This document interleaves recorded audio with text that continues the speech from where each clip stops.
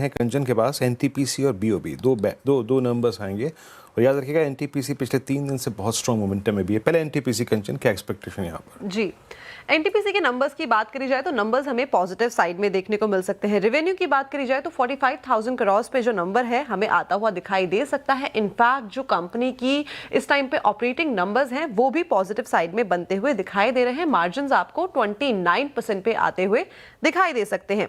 देखिए, रेवेन्यू की बात करी जाए और इबिटा की बात करी जाए तो यहाँ पे दोनों में ही हमें 8% का जंप देखने को मिलेगा। ये जंप आपको मॉडेस्ट इसलिए देखने को मिलेगा बिकॉज जो उनकी न्यू कैपेसिटी है वो हमने इस क्वार्टर में थोड़ी सी लिमिटेड देखी थी। इनफैक्ट जो पावर डिमांड है वो भी अपने सॉफ्ट साइड में बनी हुई थी। जनरेशन कैपेसिटी की बात करी जाए तो वो भी हल्की सी फीकी साइड में है बिकॉज अक्रॉस द कंट्री हमने देखा है जो पावर डिमांड है वो थोड़ी सी हमें मॉडेस्ट साइड में देखने को मिली है। इस टाइम पे अगर हम पिछले क्वार्टर की कमेंट्री की तरफ ध्यान दें मैनेजमेंट की, तो मैनेजमेंट ने ऑलरेडी ही एंटिसिपेट कर लिया था जो क्वार्टर 3 है वो थोड़ा सा सॉफ्ट होने वाला है, तो उस लिहाज से ही नंबर्स हमें देखने को मिलेंगे।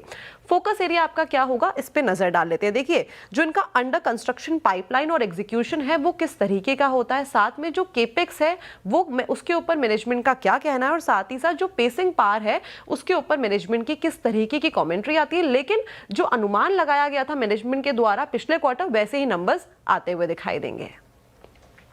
ओके, शुक्रिया कंचन। एनटीपीसी और बैंक ऑफ बड़ौदा भी आपने जिक्र कर दिया, राइट? नहीं, बैंक ऑफ बड़ौदा के नंबर्स से आएंगे। हाँ, कैसे रह सकते हैं उसके number? Definitely bank of Baroda के नंबर्स की बात करी जाए तो नंबर्स यहाँ पे भी हमें पॉजिटिव साइड में ही आते हुए दिखाई देंगे। अच्छी चीज ये है कि जो बैंक की एसेट क्वालिटी है वो हमें यहाँ पे सुधरती हुई नजर आ रही है।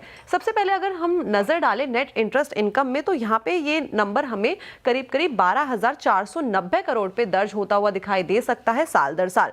डिपॉजिट ग्रोथ और लोन ग्रोथ में भी एक अच्छा खासा इजाफा जो है वो देखने को मिल सकता है। और एनपीएस की बात करी जाए तो 2.1 एंड 0.5 हमें ये रिपोर्ट होते हुए दिखाई दे सकते हैं रिस्पेक्टिवली। इसके अलावा अगर निम्स की बात करी जाए नेट इंटरेस्ट मार्जिन की, तो 3% पे ये भी देखने को मिल सकते हैं। देखिए, जो ट्रेजरी गेन्स हैं वो हमें मॉडेस्ट साइड में देखने को मिलेंगे। एसेट क्वालिटी सुधरती हुई दिखाई दे रही है। जो स्लिपेजेस है वो 1.2% पे रिपोर्ट होते हुए दिखाई दे सकते हैं, जिसके पीछे का सबसे बड़ा कारण है रिटेल और एसएमई। इनफैक्ट जो क्रेडिट कॉस्ट है वो भी हमें नॉर्मलाइज होती हुई दिखाई देगी due to low base. Focus area आपका क्या कहां पे होगा, लोन ग्रोथ और डिपॉजिट ग्रोथ के चैलेंजेस को लेके मैनेजमेंट की कमेंट्री, निम्स के ऊपर कमेंट्री, और साथ ही साथ नियर टर्म में किस तरीके का आउटलुक है मैनेजमेंट का। लेकिन दोनों ही नंबर मॉडेस्ट हैं।